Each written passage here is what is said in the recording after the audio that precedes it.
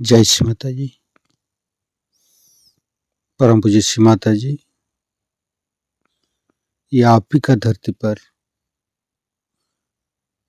आप ही का ब्रह्मांड पर, आप ही का विश्व पर कृपा करके सभी संत और शुद्धात्मा को परम चैतन्य के लिए आप सारे देव देवियों के साथ पधारिए और सभी को परम चैतन्य कीजिए। सभी संतों को, सभी शुद्धात्मा को निर्विचारिता स्थिति, ध्यान की स्थिति प्रदान कीजिए माँ। हे आदिशक्ति माँ, कृपा करके ये ध्यान और मेडिटेशन मंच पर कृपा करके आप सारे देव देवियों के साथ पधारिए और ध्यान का स्थिति प्रदान कीजिए। परम पूज्य श्री माता जी, आपके श्री चरण कमल पर कोटि कोटि नमन।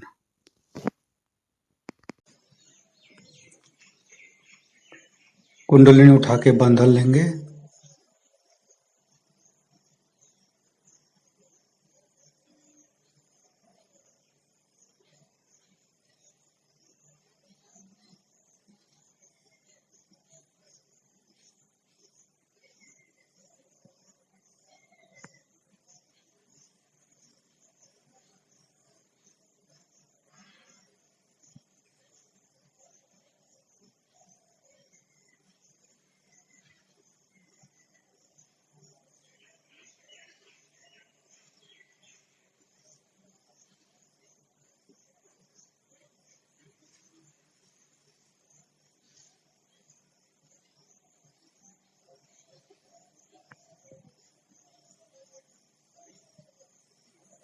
तीनों महामंत्र।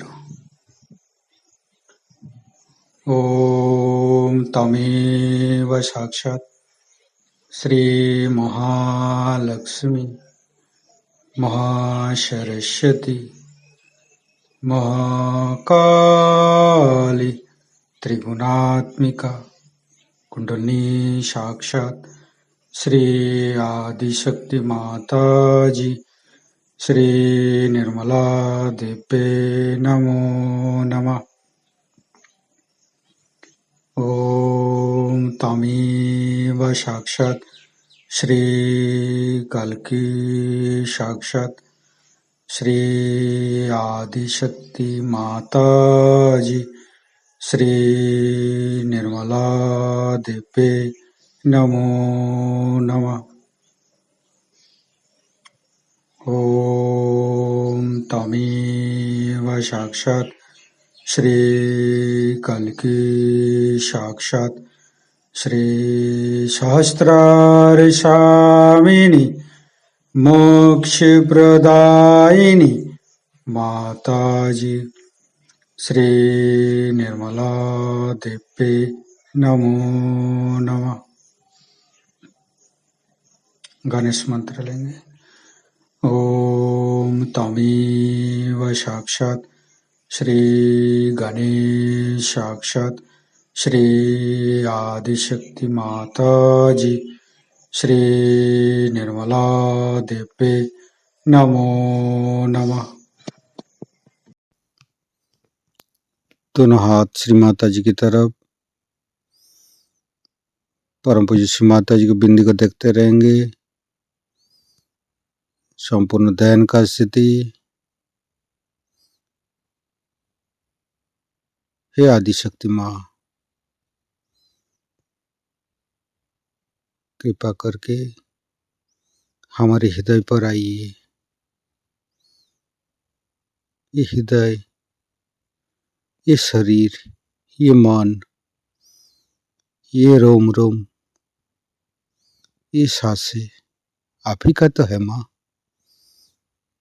आप ही ने तो हमें दिया है माँ। कृपा करके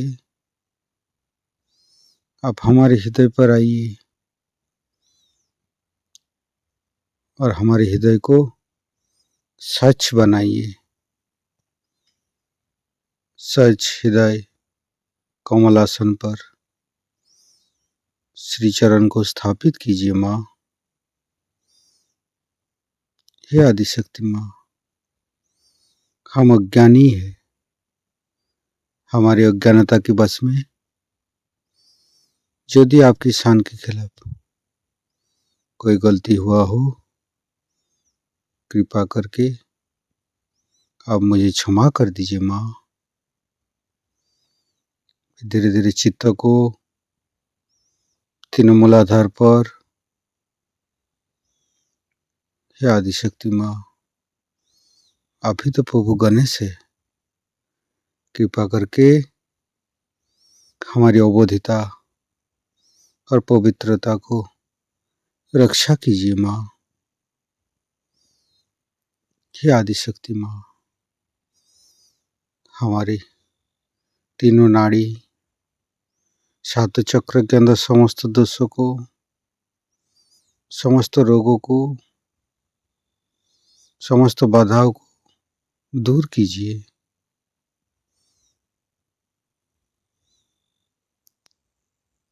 हे आदिशक्ति माँ, हम कभी अतीत में चला जाते हैं, कभी भविष्य की तरफ चला जाते हैं, कृपा करके हमें वर्तमान में रखिए माँ। तीनों मूलाधार को देखते रहेंगे बारी बारी, लेफ्ट राइट। परम पूज्य श्री माता जी, आप ही तो राक्षसंती है, कृपा करके हमारे अंदर राक्षस प्रवृत्ति को नष्ट कीजिए। फिर मध्य मूलाधार,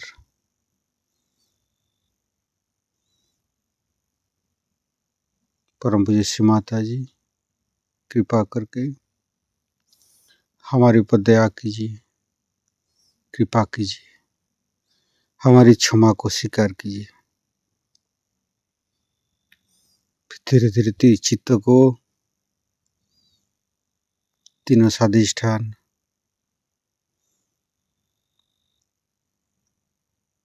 लेफ्ट स्वादिष्ठान, राइट स्वादिष्ठान, मध्य स्वादिष्ठान, हे आदिशक्ति माँ, हमारे अंदर सृजनात्मक शक्ति प्रदान कीजिए, हमें क्रिएटिविटी शक्ति प्रदान कीजिए। हमको ध्यान का, दूसरा को ध्यान बताने का सबसे बड़ा क्रिएटिविटी है माँ, हमें प्रदान कीजिए ताकि हम दूसरा को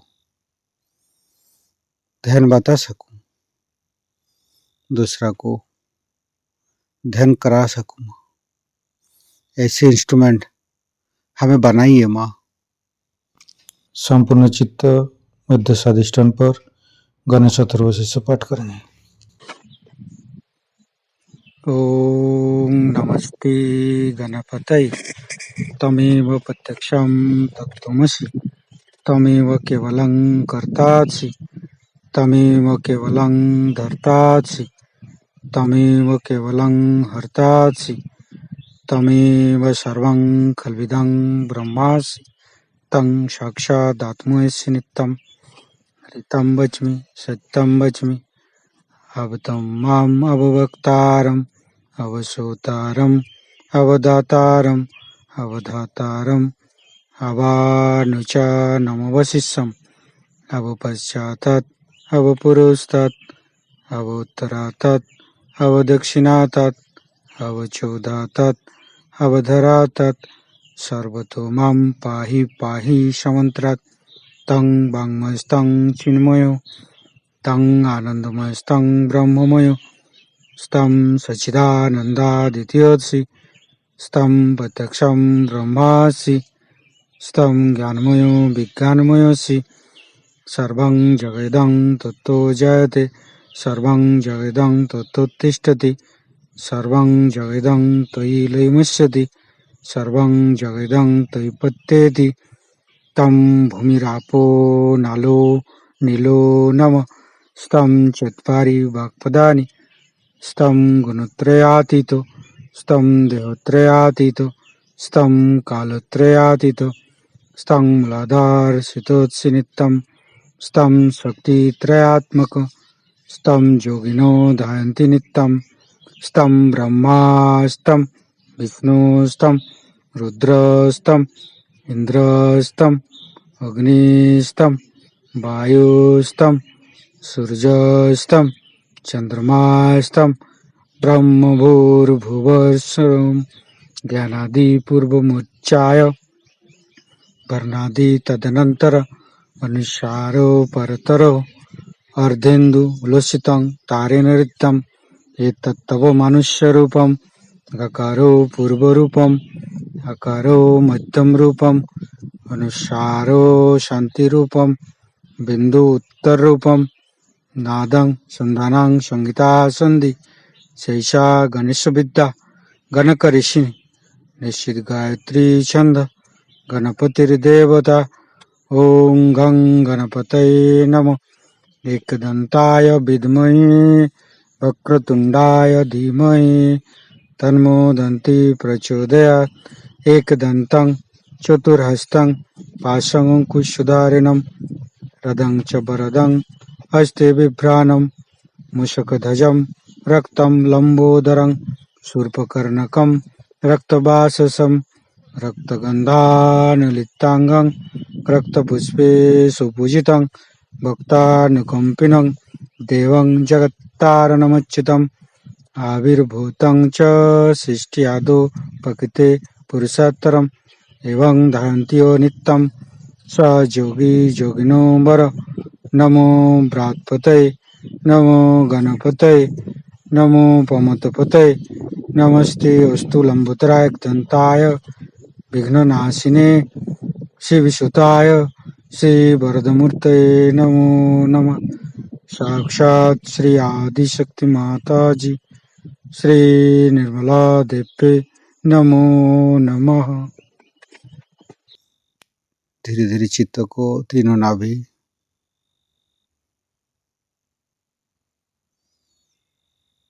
लेफ्ट राइट मध्य से आदिशक्ति माँ हमें संतोष प्रदान तो आप ही ने तो किया है, हमें उदार भी बनाया है।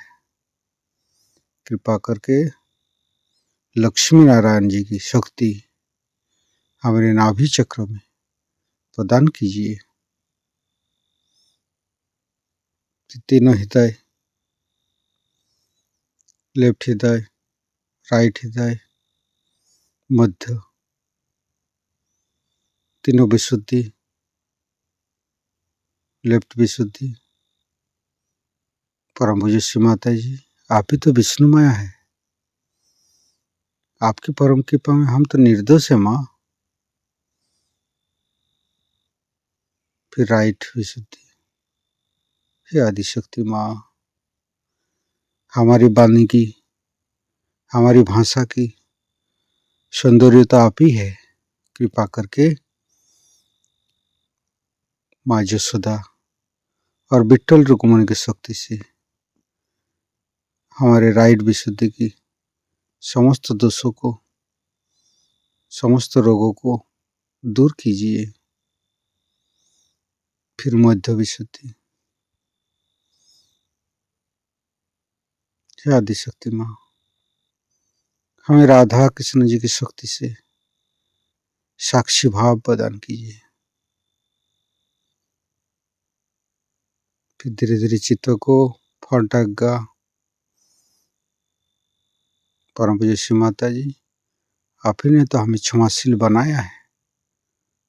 कृपा करके प्रभु यीशु की शक्ति हमें प्रदान कीजिए। बैकाग्या हे आदिशक्ति माँ मैंने तो सबको क्षमा किया, कृपा करके आप भी मुझे क्षमा कर दीजिए। ऋतम हरि प्रज्ञा के मंत्र लेंगे। ओम तमेव साक्षात श्री ऋतम हरि प्रज्ञा साक्षात श्री आदिशक्ति माता जी श्री निर्मला देवे नमो नमः।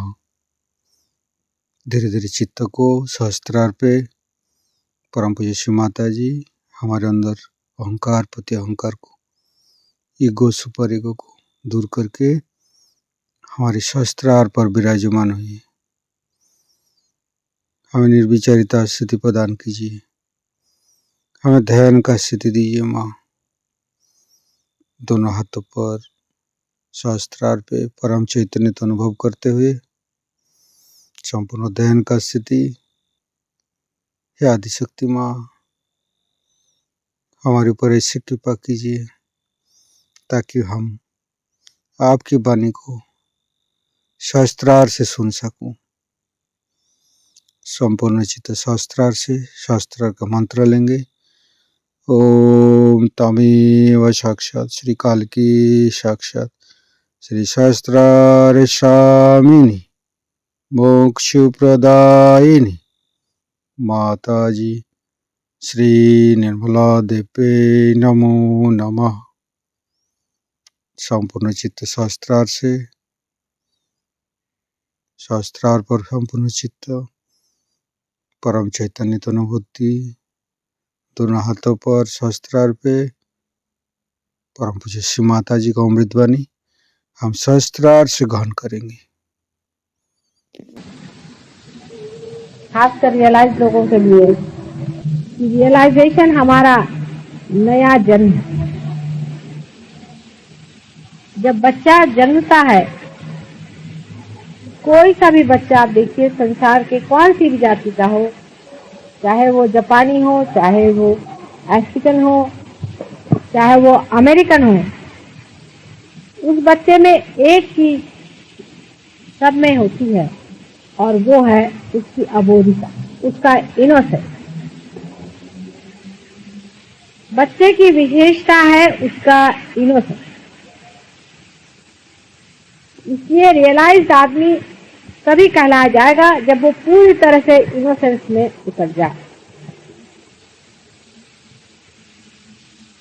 वैसे भी जो बहुत चालाक लोग होते हैं, व्यवहार चातुरी जिनमें बहुत ज्यादा होती है और जिनकी बुद्धि बड़ी तल्लख होती है और हजार आदमियों को ठगाने में और झूठ बोलने में और चालाकी दिखाने में जो बड़े तरबेज होते हैं, ऐसे लोग सहज योग के लिए बिल्कुल बेकार होते हैं। उससे जो लोग काफी ठगाए गए हैं दुनिया में और सताए गए हैं, वो सहज योग के लिए बहुत ठीक है। संसार में चाहे वो बहुत यशस्वी लोग ना, लेकिन सहज योग में वो बहुत ही ज्यादा यशस्वी है। अबोधिता एक बहुत बड़ी देन, ये भी जन्म जन्मांतर की खोज से ही मनुष्य पाता है। आप देखिएगा बहुत से बुजुर्ग लोग भी बहुत ही अबोध होते हैं, बहुत भोले भाले सीधे साधे, और बहुत से छोटे बच्चे भी बड़े चालाक धूर्त थे। आजकल के जमाने में जो आदमी 2-4 पैसे में किसी को ठग मारे, वो सबसे बड़ा यशस्वी आदमी समझा जाए। एक उदाहरण के तौर पर, जैसे एक हमारे रिश्तेदार थे, तो हम उनके घर गए, तो वो बड़े अपने को बड़े भारी आदमी समझते हैं और वो बड़े विद्वान समझते हैं अपने को, बहुत ज्यादा उनका व्यवहार करते हैं। और बीवी बेचारी अनपढ़, उसको वो कुछ खास समझते नहीं, सोचते बेवकूफ है, ये सारा हमारा पैसा लुटा देगी। और एक परले दर्जे के कंजूस है। अब उनके घर हम गए तो बताने लगे बड़े इससे कि साहब मैंने देखिए ये जो जमीन है, ये मकान है, ये पूरा किराए पर ले लिया और 30 साल पहले 40 साल पहले लिया था और इसका मैं सिर्फ 100 रुपये किराया दूँ, और ये सारी जमीन मेरे कब्जे में और किसी की मजाल नहीं कोई हाथ लगाए। बैठे हुए आराम, न उस जमीन में कुछ जाते हैं, न कुछ नहीं, 1 करोड़ जमीन लेकर के बैठे हुए हैं इसी पर दावा लगाकर। और पहले मेरी उल्लू बीवी है, इसकी वजह से मुश्किल न जाने आज कितने महल में खड़ा किया होता, अभी किराए के मकान में रहा। उसको 3-4 गाली देने में भी उनको कोई हर्ज नहीं था। लेकिन ये तो हमारे रिश्ते में हमारे जेठ होते थे, तो हम चुपचाप बैठे रहे, हमने कहा भी क्या बोले। उसके बाद उनकी जो बीवी थी वो बेचारी चुपचाप सुन के रह जाती। इतने में एक आदमी आया वो कहने लगा कि साहब देखिए, मैं घर मालिक की ओर से आया हूँ और घर मालकिन कह रही है कि आपके यहाँ इतनी इमली के पेड़ हैं, उसमें से इस इमली का उन्हें इमली बहुत पसंद आती है, तो आप कहिए तो हम 2 रुपया आपको देते हैं और आप हमें थोड़ी इमली दे दीजिए। ये बिगड़ गए। वाह, क्या सोचते, 2 रुपए की इमली कहाँ से आएगी, 5 रुपए दो तो देंगे। काफी झकझक करी। उसके बाद अपनी दीदी से कह, खबरदार ये आदमी ऊपर न चढ़ने पाए, यहाँ की इमली न उतारने पाए। उसके बेचारे के 100 रुपए के मकान में वो बेचारे के रह रहे हैं, उसको कम से कम कुछ नहीं तो 3-4 हजार रुपए का नुकसान कर रहे हैं। पहले बड़ा पैसे वाला है, दे सकता है सब कुछ। आप कहना अभी ऐसा लो आने वाला है, ये घर मेरा ही हो जाने वाला है, मेरा इस पे कब्जा होने वाला है। इसकी वो इंतजार में है, पता नहीं कैसे। बहरहाल जब वो चले गए तो उनकी बीवी ने उस आदमी को अंदर बुलाया। कहने तुमको कौन सी इमली के मंगाए हैं वो तो इसका भी तो मेरे सामने से, और उसको जेब से 5 रुपए निकाल के देखने का, 5 रुपए क्यों दे रहे हैं मेरे को, मुझे को देना है आपको पैसा। कहना भाई तुम चढ़े, तुमने मेहनत करी, उसके 5 रुपए उनको मेरा नमस्ते कह देना, जाओ ले जाओ, भग जाओ, और कल अगर और चाहिए तो आ जाना, लेकिन 12 बजे के बाद आना, तभी एक चले जाते।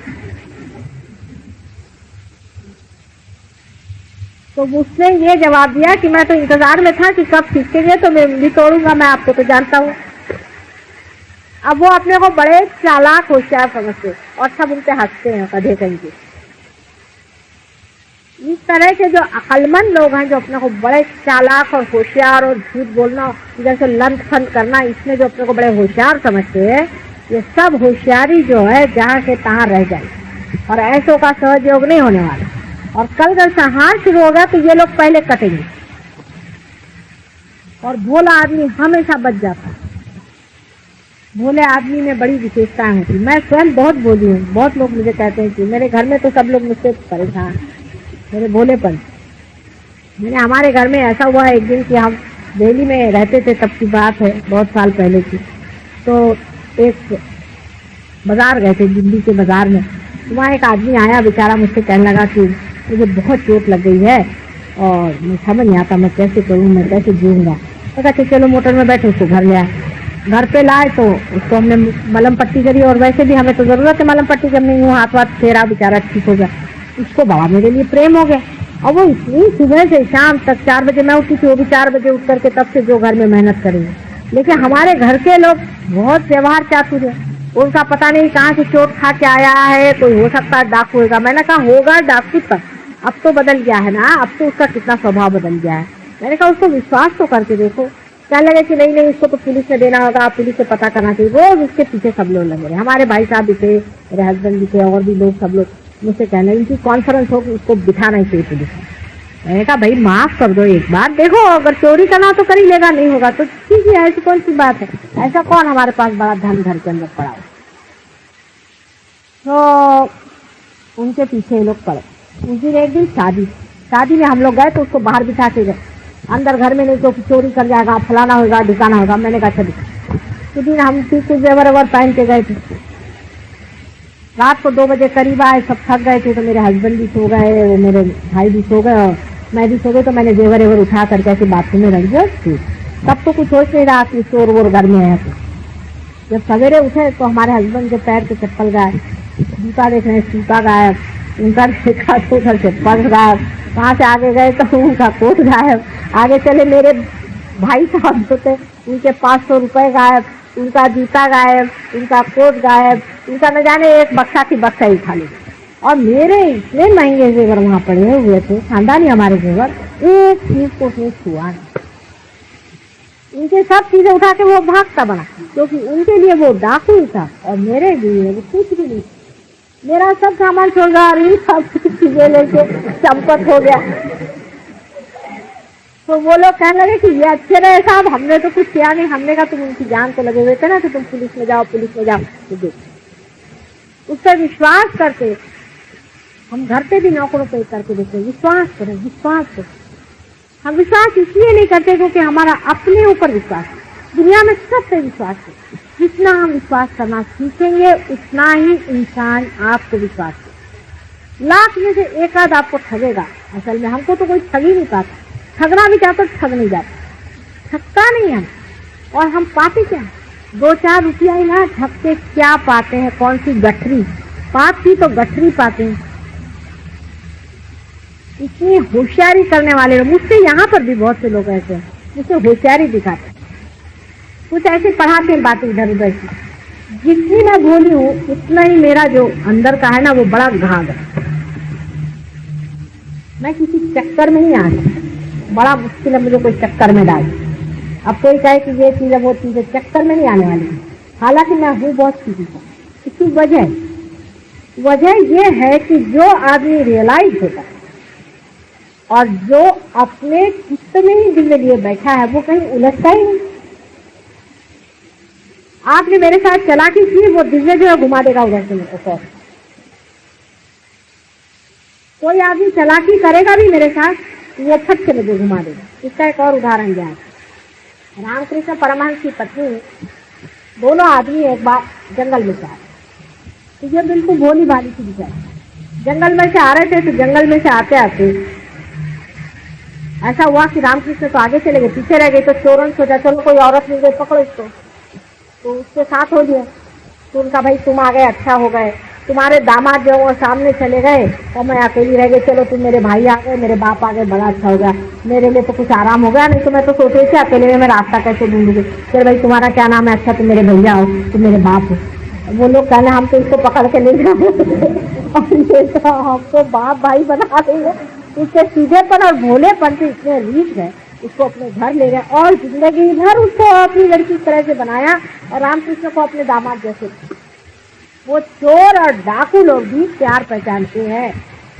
सांप और शेर और गीदड़ ये सब प्यार पहचानते हैं, क्योंकि शेर अपने बच्चे को नहीं खाता, सांप अपने बच्चे को नहीं काटता। अगर हम भी सांप हो जाए तो क्या सांप हमें नहीं पहचानेगा? भोलापन हमेशा मदद करता है, और जो आदमी भोला होता है उसको दुनिया हमेशा मदद। और एक उसका मॉडर्न एक उदाहरण, एक साथ कस्टम में सारे थे भोले भाले, बोलते बहुत से भोले लोग, जरा बोलते भी ज्यादा है कभी कभी, क्योंकि उनमें चालाकी नहीं होती ना, अंदर में घुसते जैसे बैठे नहीं रहते, कभी बोलते हैं कभी नहीं बोलते। मतलब ये जरूरी नहीं कि हर एक भोला आदमी होता है, चालाक भी कभी कभी बड़बड़ाते हैं बहुत। तो ये जो भोलापन था इस आदमी का, यह आकर के उसको बताने लग गया कि अरे साहब मैं गया था वहां से मैंने लाया हूँ कैमरा। वो कस्टम ऑफिसर को बताता, अमेरिका से आया और कस्टम ऑफिसर को बताता है कि कैमरा लाया हूँ, ऐसा कैमरा हिंदुस्तान में नहीं होगा, तुम देख लो, तुमको देखना है, तुमको दिखा। यहाँ लोग तो छुपाते अपना कैमरा, फिर उसे बताने लगे कि मैं वहां से मालूम मेरे को डायमंड रिंग में लेके आया, वहां से तुमको देखना है, देखो मैं लाया हूँ। तो वो जो इतने भोलेपन से बोलने लग गया, तो कस्टम ऑफिसर ने सोचा कि ये यही डील मार रहा है, ये लाया होगा कहाँ से मुझे बेवकूफ बना रहा है, नहीं तो जो असली वाला आएगा वो ऐसी बात क्यों करेगा। तो कहा भैया तू जा मेरा सर दर्द से।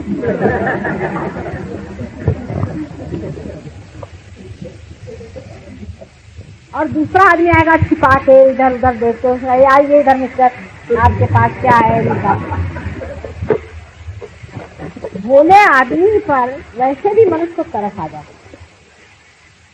और कोई भोले आदमी को सताता है तो उसकी आहें इतनी लगती है, उस डर से भी आदमी नहीं सताता भोला। और अगर कोई भोले आदमी को सताता है, जन्म जन्मांतर उसका उसे देना पड़ता। इसलिए भोला आदमी सबसे श्रेष्ठ। और जो आदमी बहुत ज्यादा किसी चीज में उलझता है, अधिकतर आप देखिएगा कि ज्यादातर ऐसा होता है कि जब भी आदमी को कोई बुरा काम करना होता है बड़ा सीरियस हो जाता है। अधिक हमने ऐसे एक साहब को देखा है, उनकी आदत थी ब्राइब लेने की। तो हमारे हस्बैंड को तो वो कहते तुमको घटिया कास्ट हो, तुमको तो पैसा ही लेना नहीं आता, ऐसे कहा करते। लेकिन मैंने देखा है कि उनसे अगर कोई आदमी मिलने आए और जो पैसे वैसे की बात करने वाला हो, मतलब लेने देने की, एकदम वो सीरियस हो जाता है। अच्छा अभी जरा खड़ी अंदर जा, हंसते खेलते एकदम सीरियस हो जाते, मैं समझ जाऊँ कि उसका कुछ ड्राइवरी की बात है। कोई भी गलत, एक साथ से मुझे मालूम है इनको कैमरे में जाना का बहुत शौक, और जब भी कैमरे की बात होती थी बड़े सीरियसली इसको डिस्कस करते, हाँ कहाँ जाने का, कैसे जाने का, कब जाने का, और समय हंसते रहेंगे, लेकिन कैमरे के मामले में बिल्कुल प्लानिंग करके सीरियस होकर के कैमरे में जाए। इसलिए कैमरे में कहाँ को जाने के चाहिए? अरे आपको अगर सीरियस ही रहता है तो जाके कहीं मंदिर में बैठो, नहीं वो वहां जाए। क्योंकि जो आदमी हंसता खेलता हर समय रहता है और हल्का फुल्का रहता है, उस आदमी को इसमें मजा ही नहीं आता कि क्या बेवकूफी है, ये क्या बेवकूफी करे। वो दूसरों की भोला आदमी जो है फट से बेवकूफी पकड़ लेता, और वो नटखट होता है। भोला जो आदमी होता है वो नटखट होता है, उसका नटखटापन जो होता है ये उसके भोलेपन है। जैसे वो कोई ना कोई इधर से उधर सुराग लगा देगा। जैसे आपसे बताएं कि एक साहब हमारे यहाँ है, उनको बड़ा शौक था कैबरे डांस। कैबरे माने बहुत से आपको मालूम नहीं होगा, मतलब वहाँ लग्न नृत्य जो होता है, मतलब रंगीन जी का नहीं लेकिन है। तो वो कहने लगे कि साहब अब हमसे तो कह नहीं सकते क्योंकि रिश्ते में हमसे बड़े होते थे। तो हमारे घर में एक बड़े सिविल वाले साहब हैं, वो ऐसे ही नटखट टाइप है। तो उनसे कहने लगे कि साहब कभी वहीं ले चलिए हमको जाने।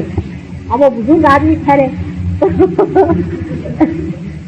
शैतान बहुत है ना, वो ले गए पुलिस थाने में, उनको उतार दिया। तो वहाँ टैक्सी में ले गए, वहाँ छोड़ दिया, कहना मैं तो आऊँगा नहीं, आप यहाँ चले जाइए। अब वो बेचारे भेज चले गए।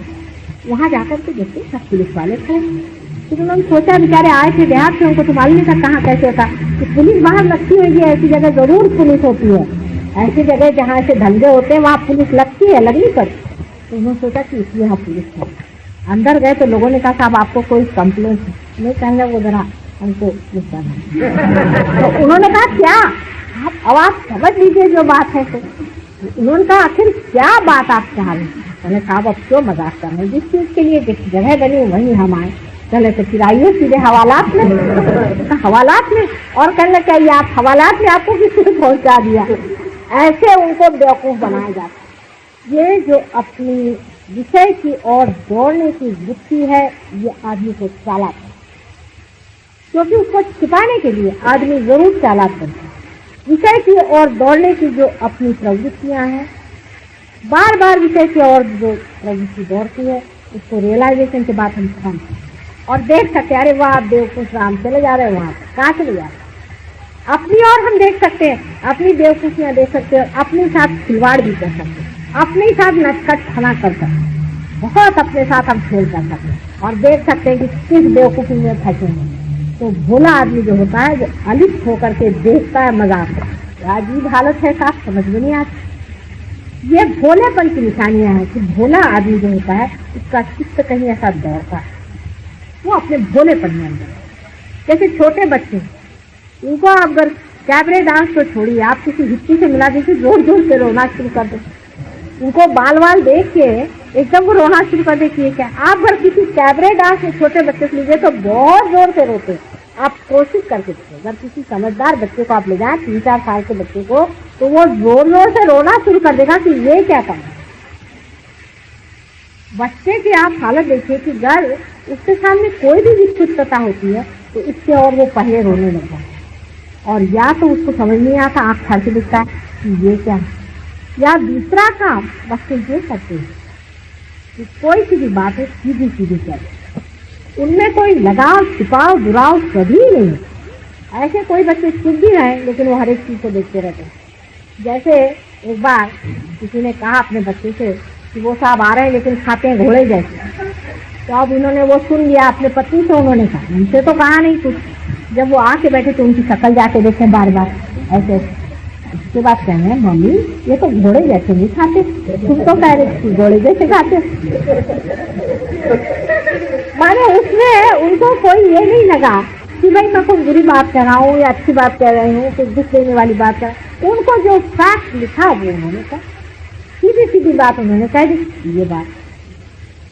और बच्चों में ये समझ आ जाती है किसी तरह से कि ये किस तरह से कर रहे हैं, उनका क्या ढंग है, सबकी नकल उतारेंगे। बच्चों में आदत होती है, नकल उतारने वाला आदमी भी एक तरह से भोला होता है, क्योंकि वो भी नकल तभी उतार सकता है जबकि वो साक्षी, और खासकर अगर वो अपनी नकल उतार सके तो सबसे बढ़िया। जो आदमी भी अपने ऊपर हंस सकता है वो सबसे भोला आदमी। जो अपनी बेवकूफ़ी की हंस सके, वाह क्या कहें हमने भी ये कर, हम भी ये करा, ऐसा जो आदमी कहता है वो अपने से अलग हटा हुआ अपने को। आप लोग भी जो रियलाइज देंगे करें, अपनी और नजर करें कि क्या आप दौड़े चले जा रहे हैं, क्या कहने, तोंद आपकी निकली हुई है, बाल आपके सफाचे टूट गए, जा कहाँ रहे हैं, जेब में पैसा नहीं है, आपकी नजर कहाँ पड़ जाए, बार बार आपकी नजर कहाँ उठ रही है, आपका चित्त कहाँ जा रहा है। रियलाइजेशन के बाद में जो आदमी इसमें लगन से आता है वो सत्संगति ये सज्जनों की संगति को जोड़ता है और जो आदमी उससे गहरा नहीं उतरना चाहता वो अपना बहाना ढूंढता है और दुर्जनों की संगति में घूमता है। दूसरी संगति में घूमेगा वो हजारों बहाने बताएगा कि आना नहीं हो सकता, और जिनको आना है देवड़े के पीछा बताएंगे, जिन देवड़े साहब को कहीं जाने का है। तो रास्ते में चलते चलते मैंने यही छोड़ दिया, मैंने कहा देवड़े साहब हमारे साथ बैठ गए मोटर में, चल दिए। उनका कुछ और प्रोग्राम था, वो बैठ गए मोटर में और चले आए। वहाँ उनको 3 घंटा हमने रगड़ा, वहाँ बैठे रहे आराम, क्योंकि इसमें जो मजा आ रहा है और किसी चीज में मजा। लेकिन जब इसका मजा ही पूरा नहीं लिया तो चित्त जरूर बार बार दौड़ेगा। आज कहाँ गए थे, आज पार्टी में गए थे, क्यों था, तो जाना ही पड़ा, बातें इसमें ऐसा था तो इसमें ऐसा। और जो लोग यहाँ रोज आते हैं उनका क्या हो गया, उनको सज्जनों की संगति में, विषयों की बातों में अब इसको जाता ही उलझता नहीं, इंटरेस्ट नहीं आता। भागो, प्रोग्राम है भागो, वहाँ सज्जनों का मेला बैठा, सत्संगति में, दुनिया के संगति में बैठ करके जो मजा आएगा वो वहाँ क्या मजा आने वाला है। यहाँ की जो चीज चली आ रही है जो दिखाई नहीं देती, जो हमको दिखाई नहीं दे रही लेकिन आ रही है, यहाँ पे बरस रही है सबके ऊपर में, हम पीछे चले जा रहे हैं उस परमात्मा की देश को, वहाँ मजा आएगा। माता जी आया क्या नहीं है, फिर एक दूसरे रियलाइज आदमी को मिलने में जो मजा आता है, हाँ आगे चलिए ऐसा लगता है। और वही कोई भूत वाला है तो बापू इधर करो। लेकिन जो लोग पूरी तरह से अभी इसमें उतरे नहीं है वो अभी भूतों की तरफ गए। करना पड़ता है, जाना पड़ता है, बोलना पड़ता, कुछ जाना नहीं पड़ता और करना नहीं पड़ता और देखना नहीं पड़ता। अगर आपको आपका चित्त यहाँ है तो आप झक मार के आएंगे। कल अगर आप शराबी है तो आप शराब खाने नहीं पाएंगे, और अगर आप रियलाइज है तो आप सत्संगों को दूसरे की और जगह आपको जाने से मतलब, जब मजा का सारा अर्थ ही यहाँ पर है तो और जगह घूमने से मतलब। घर में लोग चिल्लाते, शराबी को लोग कितने चिल्लाते हैं, सारा पैसा पूछता है, शराब मत पी, ये न कर वो न कर। वो छोड़ता है कि अपनी बोतल घर में नहीं तो बाहर नहीं तो दोस्त के घर में। सीधी चीज एक रमी खेलने वाला आदमी देख लीजिए, जो रमी खेलता है, उसकी बीवी चिल्लाने लग गई तो वो अपने घर में जाके खेलेगा। वहां पर नहीं वो चिल्लाने लगे तो जाकर के चौपाटी पे बैठ के खेलेगा। वहाँ पुलिस पकड़ेगी तो और कहीं जाकर के खेलेगा। वो छोड़ने वाला नहीं, इसकी भी लत लगनी चाहिए। जब लत लग गई तो फिर कोई चीज में मजा नहीं आता, बस यही बात, यही सोचना, यही बोलना, यही करना, जिससे मतलब उससे। तो लोग कहते हैं यार तुम्हारे तो माता जी से हम बोर हो गए, लेकिन आप बोर नहीं होने हैं। आप कहीं चलो तो देखो तो क्या बात है। तो कोई किसी की भी बात कहेगा आप ये कहेंगे नहीं भाई पहले चलो वहाँ, पहले उसे देखो, ये सबकी बात तो बाद में होती है।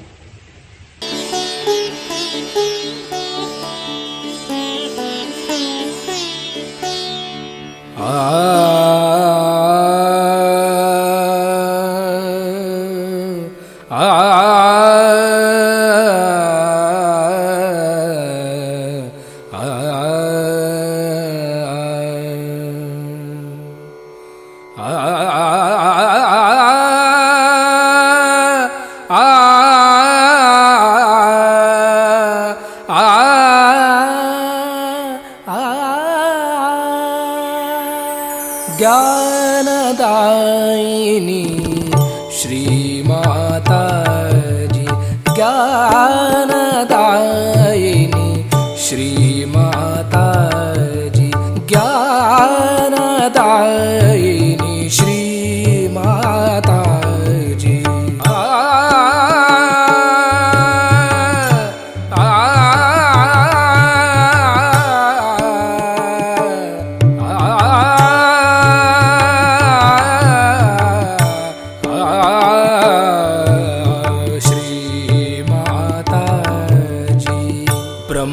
स्वरूपिणी मात सरस्वती, ब्रह्मस्वरूपिणी मात सरस्वती, ब्रह्मस्वरूपिणी मात सरस्वती, ज्ञानदायिनी श्री माता जी। पम गम पद पम गम पम गरे सा निरे ग रे गम म गम पम गरे सा निरे ग रे गम पम गम पद पम गम पम गरे सा।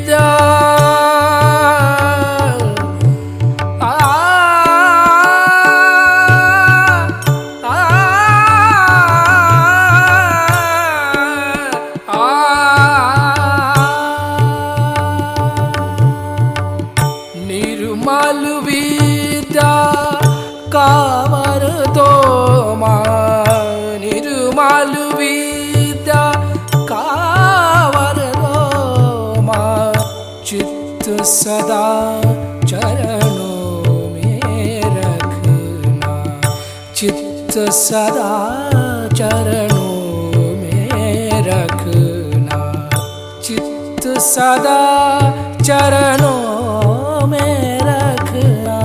ज्ञानदायिनी श्री माता जी, ज्ञानदायिनी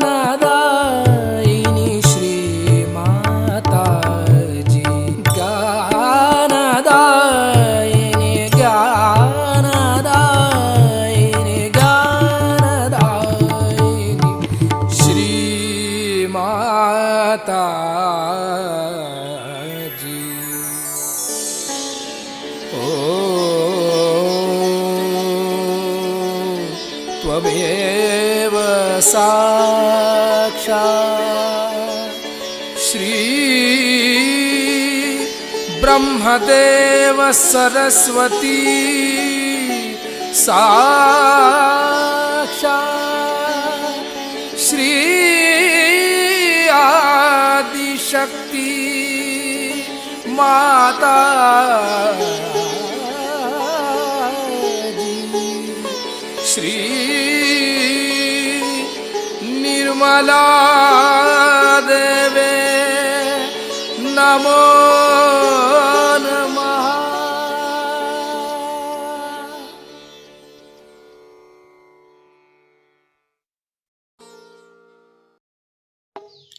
इस ध्यान का स्थिति पर परम चैतन्य अनुभव करते रहेंगे। हे आदिशक्ति माँ, ऐसे हमें निर्विचारिता और ध्यान का स्थिति प्रदान करते रहिए माँ, और हमारे साथ छत्र छाया बन के रहिए माँ। परम पूज्य श्री माता जी, आज का ध्यान का स्थिति निर्विचार की स्थिति के लिए आपको माँ कोटि कोटि नमन। कुंडली उठाकर बंधन लेंगे।